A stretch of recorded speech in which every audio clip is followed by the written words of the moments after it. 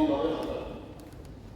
এই নৃশংস হত্যাকাণ্ড সমগ্র দেশবাসীকে গভীরভাবে শোকাহত করে তুলে আমি এই সভায় এই নৃশংস হত্যাকাণ্ডের জন্য তীব্র নিন্দা জানাচ্ছি এবং নিহতদের পরিবার পরিজনদের প্রতি গভীর সমবেদনা জানাই।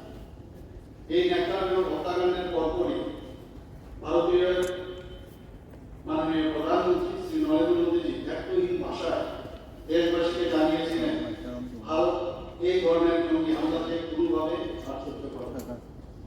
এই ঘটনায় যুক্ত জঙ্গিদের এবং তাদের পৃষ্ঠপোষকদের সমুচিত জবাব দেওয়া হয়। জঙ্গিরা যেখানে লুকিয়ে থাকুক না কেন তাদেরকে খুঁজে বের করে উপযুক্ত জবাব দেওয়া হবে বলে মাননীয় প্রধানমন্ত্রী দেশবাসীকে অবগত করেছেন।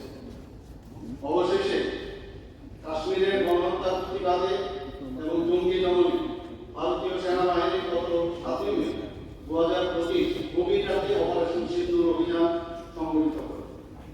সুপরিকল্পিত এই অভিযানে পাকিস্তানের অভ্যন্তরে থাকা বেশ কয়েকটি জঙ্গি ঘাঁটি ও প্রশিক্ষণ শিবিরকে ধ্বংস করে দেওয়া হয়। এই অভিযানে পাক সেনার প্রশিক্ষণপ্রাপ্ত ব্যাপক সংখ্যক সন্ত্রাসীরা হতাহত হয় বলে জানা গেছে। পরদিন পাকিস্তান ভারতকে লক্ষ্য করে গোলাবর্ষণ শুরু করল। ভারতীয় সেনা, নৌ ও বায়ুসেনার সম্মিলিত পরিচালনায় ক্ষেপণাস্ত্রের পাল্টা আঘাতে পাকিস্তানের বেশ কয়েকটি সামরিক পরিকাঠামো ক্ষতিগ্রস্ত হলেও পাকিস্তানের নাগরিকের উপর কোনো আঘাত ছাড়াই সফলভাবে এই অভিযান সম্পন্ন করা হয়। পাকিস্তানের প্রতিটি আক্রমণকে ভারতীয় সেনাবাহিনীর বীর জওয়ানরা অত্যন্ত সাহস ও দক্ষতার সঙ্গে প্রতিরোধ করেছে। কোনো প্রকার ক্ষয়ক্ষতি ছাড়াই ভারতবর্ষ সম্পূর্ণভাবে সুরক্ষিত রয়েছে।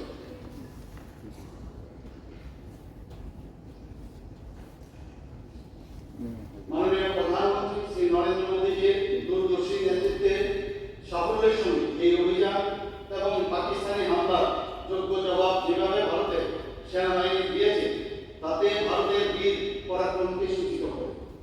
সন্ত্রাসবাদ এবং সন্ত্রাসবাদীদের বিরুদ্ধে ভারতের এই অভিযান অব্যাহত থাকবে বলে মাননীয় প্রধানমন্ত্রী যে ঘোষণা দিয়েছেন আমি রাজ্যবাসীর পক্ষ থেকে এর প্রতি পূর্ণ সমর্থন জানাচ্ছি। ভারতের প্রতিরক্ষা ব্যবস্থা গত 1 দশকে যেরকম শক্তিশালী হয়েছে এই অভিযান তারই সাক্ষ্য বহন করে।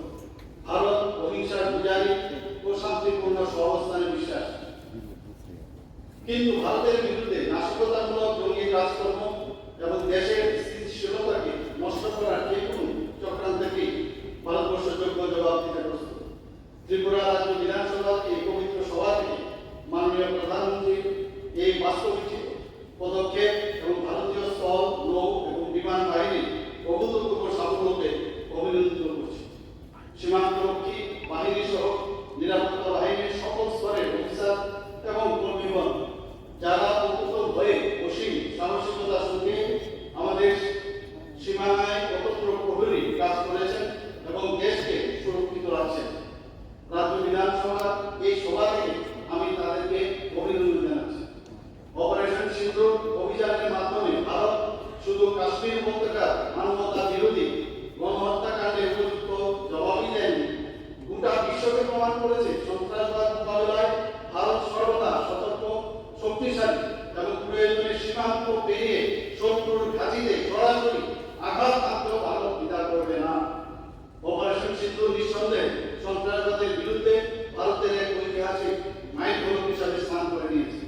মাননীয় প্রধানমন্ত্রী শ্রী নরেন্দ্র মোদীজির দৃঢ় নেতৃত্ব ও সুপরিকল্পিত পদক্ষেপের ফলে অর্জিত এই গৌরবোজ্জ্বল বিষয় উপলক্ষে ত্রিপুরা বিধানসভা, মাননীয় প্রধানমন্ত্রী, প্রতিরক্ষা মন্ত্রী, জাতীয় নিরাপত্তা উপদেষ্টা, চিফ অফ ডিফেন্স স্টাফ, ভারতীয় সেনাবাহিনী, নৌসেনা ও বায়ুসেনার প্রধান সহ PSF এর প্রধান এবং মাতৃ